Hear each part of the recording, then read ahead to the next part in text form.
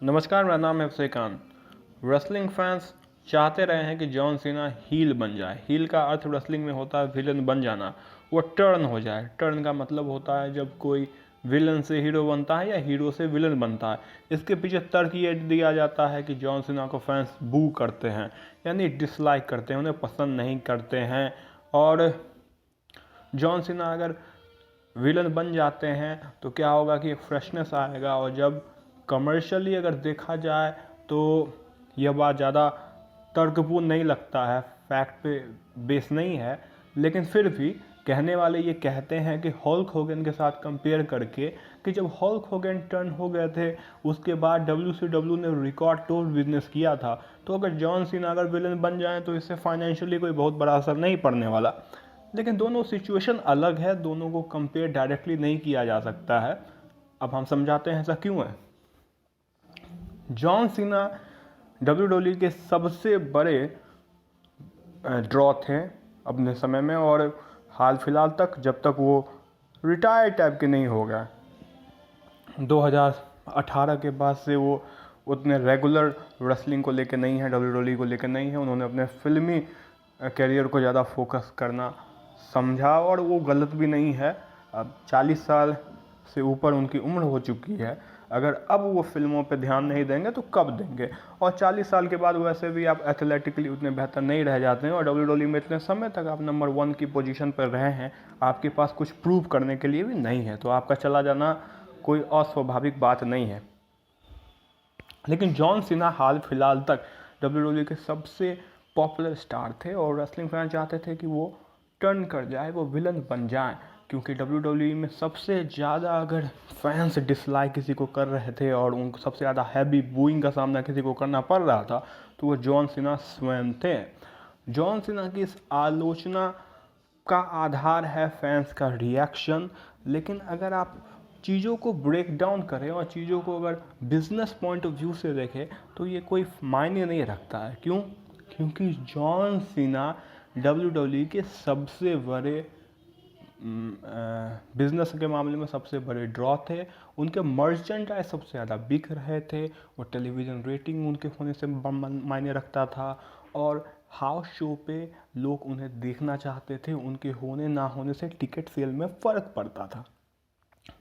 ऐतिहासिक तौर पर जब कोई रेसलर, खास करके पॉपुलर रेसलर को अगर लोग बू करना स्टार्ट कर देते हैं, ये नेगेटिव होता है, और नेगेटिवली आपको फाइनेंशियली भी दिखता है। लोग उसे कम देखना चाहते हैं, फाइनेंशियली लोग उसे कम इन्वेस्ट करते हैं उसके ऊपर। लेकिन WWE में जॉन सीना को एक्सेप्शन माना जाएगा, और जॉन सीना के साथ होता उल्टा था। लोग जितना टेलीविज़न पर उनको बू करते हुए दिखते थे, रियल लाइफ में लोग उनकी उतनी सराहना करते थे और फाइनेंशियली उनके ऊपर उतना ही इन्वेस्ट करते थे। तो जॉन सीना का जो डिसलाइक वाला था वो सब गिमिक था। फैंस भी उसको मनोरंजन के लिए ऐसा कर रहे थे, सीरियसली ऐसा नहीं कर रहे थे, जो इतिहास में पहली बार था, क्योंकि ऐसा पहले होता नहीं था।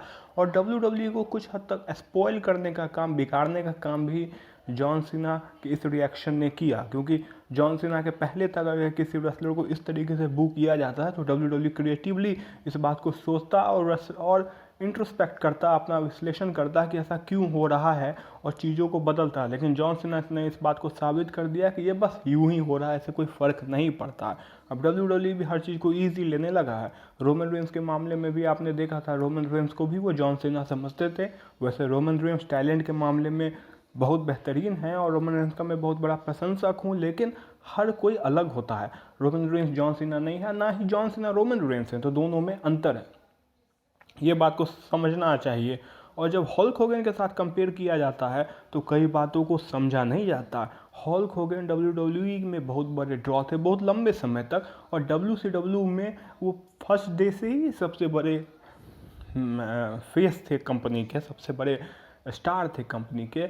और कोई बड़ी बात नहीं थी कि आप अगर इतने लंबे समय तक नंबर 1 के पोजीशन पर रहते हैं तो आपके पास आइडियाज़ नहीं रहते हैं, आपके पास कोई अपोनेंट नहीं रहता। क्योंकि हॉल्क होगन का जो बुकिंग था, हॉल्क होगन जिस तरीके से बिल्ड था हॉल्क होगन का, हॉल्क होगन ज़्यादातर मैचेस को या ऑलमोस्ट सारे मैचेस को जीत जाते थे, और एकदम डोमिनेंट तरीके से वो जीतते थे, और जिस अपोनेंट को वो हरा देते थे उसका बहुत बड़ा मार्केट वैल्यू रहता नहीं था। हल्क होगन के सारे बिल्ड को देख लीजिए, हल्क होगन के अपोनेंट आते हैं, कायदे से वो ज़्यादा लंबे चौड़े WWF के समय में होते थे और वो हल्क होगन को डोमिनेट करते हैं कुछ समय के लिए। लोगों को लगता है कि थ्रेट है हल्क होगन के लिए, हल्क होगन के लिए खतरा है।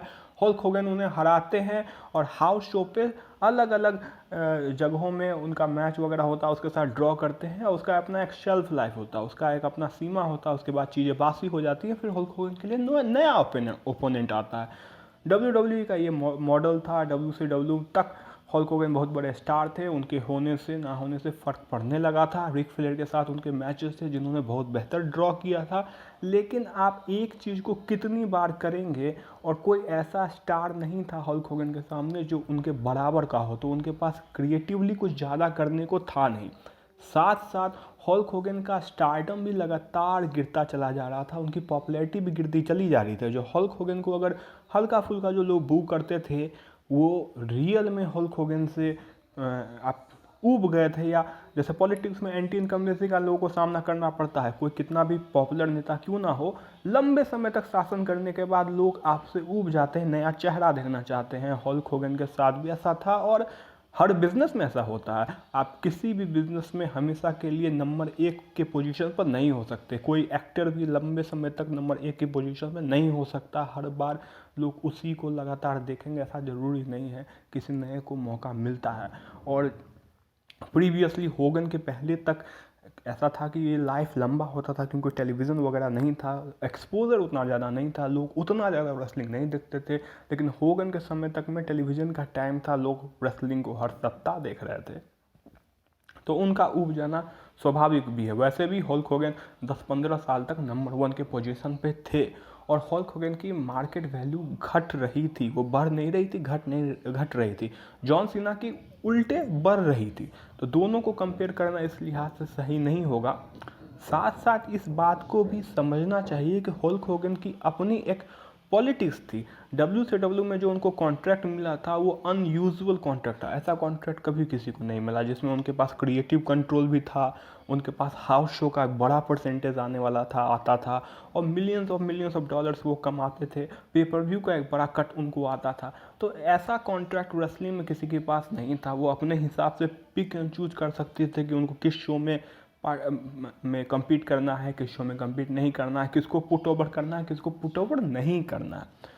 उनकी एक पुरानी स्ट्रैटेजी रहती थी कि जब WCW के शोज़ नाइट्रो वगैरह के, जब NFL के, NBA के जब खिलाफ या बड़े स्पोर्ट्स के किसी के खिलाफ जाते थे, तो क्या होता था कि कुछ सप्ताह तक जब तक वो स्पोर्ट्स लीग चल रहा है तब तक आपका रेटिंग डाउन होगा, ये स्वाभाविक है। होगन उस समय में ब्रेक ले लिया करते थे क्योंकि उनके पास वो अधिकार था, फिल्म के शूटिंग के लिए निकल जाते थे बोरिया बिस्तर निकाल के। और जब फिल्म की शूटिंग समाप्त हो जाती थी, या फिल्म की शूटिंग भी उस तरीके से शेड्यूल की जाती थी कि जब NBA के गेम समाप्त हो जाएं तो वो वापस आ जाएं। NBA के गेम समाप्त होते ही वो वापस आ जाते थे और सारा क्रेडिट वो ले लेते थे कि रेटिंग मेरे वजह से ही बढ़ा है, जो कि सही नहीं है। क्योंकि जब आप टफ कंपटीशन के खिलाफ थे तो आपका रेटिंग स्वाभाविक तौर पर घटेगा, और जब सब कुछ नॉर्मल हो जाएगा, स्वाभाविक हो जाएगा, तो आपका रेटिंग बढ़ जाएगा। और होगन के आने से फ़र्क थोड़ा बहुत तो पड़ता ही था, तो सारा क्रेडिट अपने पक्ष में ले लिया करते थे। जब होगन टर्न हुए थे, जो होगन विलन बने थे, उस समय में होगन के पास कॉन्ट्रैक्ट के तौर पर उनका जो कॉन्ट्रैक्ट था, जो जॉइंट कॉन्ट्रैक्ट था, वो उसके अंतिम दौर में था, यानी समाप्त होने वाला था। उनके पास कोई बार्गेनिंग करने के लिए या लेवरेज इस टाइप का नहीं था। तो इस बात को भी उन्होंने कंसीडर किया, एक बड़ा रिस्क भी लिया, क्योंकि जो विलन है उसके लिए टेलीविज़न पर आते ही जब विलन कोई आता है तो फैंस उसके टी शर्ट को तो खरीदते नहीं थे, उस समय तो बिल्कुल नहीं खरीदते थे। और कोई फिल्मों में वो काम नहीं करेंगे, तो कोई विलन को क्यों फिल्मों में हीरो की तरह, क्योंकि रेसलिंग को समय में सीरियसली लिया जाता था, इसलिए ये लॉजिकल बात माना जाता था। आज के दौर में लोग इसको सीरियसली नहीं लेते हैं, लेकिन उस समय में लिया करते थे। और यही वजह है कि उस समय में रेसलिंग भी इतने लोगों के द्वारा देखा जाता था, और आजकल रेसलिंग कोई नहीं देखता है। दोनों के पीछे दोनों को कोरिलेट कर सकते हैं, दोनों को आप मिला सकते हैं और आपको उत्तर कहीं बीच में मिल जाएगा। होगन का टर्न होना सर्कमस्टेंसेस के अनुसार, परिस्थितियों के अनुसार एकदम सही था। जॉन सीना का टर्न होना, इसको लेके कभी वैसा कंडीशन ही नहीं बना, वैसा कोई परिस्थिति भी नहीं बना। जॉन सीना के खिलाफ कोई एक्चुअल इस तरीके की भावना भी नहीं थी। और जब तक जॉन सीना, और एक और बात है कि जॉन सीना WWE के PR के लिए भी, WWE के जो कॉर्पोरेट के लिए होता है कि उसका पब्लिक रिलेशंस भी जो है, PR जो है वो बड़ा ज़रूरी होता है, और उसके लिए भी बड़े बेहतर थे, क्योंकि वो बच्चों के लिए मेक अ विश फाउंडेशन के लिए बहुत बढ़िया काम करते थे और एक हीरो जैसी उनकी फील थी। और होगन के साथ ऐसा नहीं था। आप टेलीविज़न पर होगन को कैसे भी देखें, लेकिन रियल लाइफ में होगन की भयंकर आलोचना होती थी। उन्होंने बाद में जाके उनके कुछ स्टेप वगैरह रिलीज़ हुए जिसमें उन्होंने रेशियल बातों को कहा था। वैसे ड्रग्स के साथ उनका जोड़ हमेशा से रहा है, तो हमेशा होगन विवादित थे और इसका विवाद था, होगन का एक अपना विवाद था। तो ये सब वजह से, क्योंकि रिंग के बाहर पब्लिक रिलेशंस के लिए जॉन सीना से बेहतर कोई नहीं हो सकता है, क्योंकि रियल लाइफ में जॉन सीना बहुत ही लाजवाब इंसान हैं।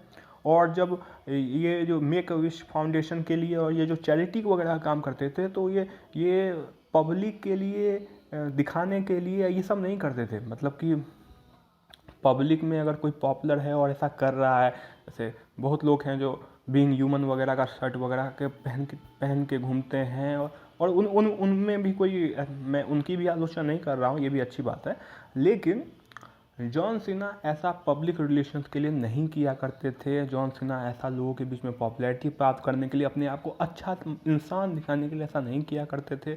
शुरुआत में इन सब चीज़ों को वो सीक्रेट रखा करते थे, बाद में धीरे धीरे करके चीज़ें आने लगी, क्योंकि वो इतने बड़े स्टार हैं तो स्वाभाविक तौर पर चीज़ें आएंगी। और WWE ने भी बाद में इस चीज़ को प्रमोट किया, लेकिन ये कोई नकली चीज़ नहीं है। जॉन सीना सही में लोगों की मदद करते थे, सहायता करते थे, और जॉन सीना एक ऐसे इंसान है जिनके बारे में लोग अच्छा ही कहते हैं। होगन के बारे में लोग अच्छा, उनके साथ जिन लोगों ने काम किया वो भी कहें, ऐसा ज़रूरी नहीं है। और होगन को लेके बहुत विवाद है। होगन ने अपने दोस्त के साथ क्या किया उस बात को लेके भी विवाद है। और हल्क होगन को जॉन सीना जितना अच्छा इंसान तो नहीं कहा जा सकता है रियल लाइफ में, और कम से कम अगर वो हो भी तो पब्लिकली उनको इसके लिए मार्केटिंग तो बिल्कुल नहीं किया जा सकता है। PR के लिहाज से, पब्लिक रिलेशंस के लिहाज से जॉन सीना ज़्यादा बेहतर थे। आपके पास WWE के पास कोई ऐसा स्टार उस दौर में नहीं था जो पब्लिक रिलेशंस के लिए भी इतना बेहतर हो, स्टार भी उस लेवल का हो, टैलेंट भी वैसा हो, लुक्स भी वैसा हो। जॉन सीना के लुक्स को भी बिल्कुल भी हटाया नहीं जा सकता। तो हर लिहाज से, हर स्टैंडर्ड से जॉन सीना उसके काबिल था। नंबर 1 फेस के लिए, नंबर 1 हीरो के लिए जॉन सीना से बेहतर कोई विकल्प WWE में नहीं था। इसीलिए WWE ने जॉन सीना को कभी भी टर्न नहीं किया, कभी भी विलन के तौर पर बढ़ाया नहीं। धन्यवाद।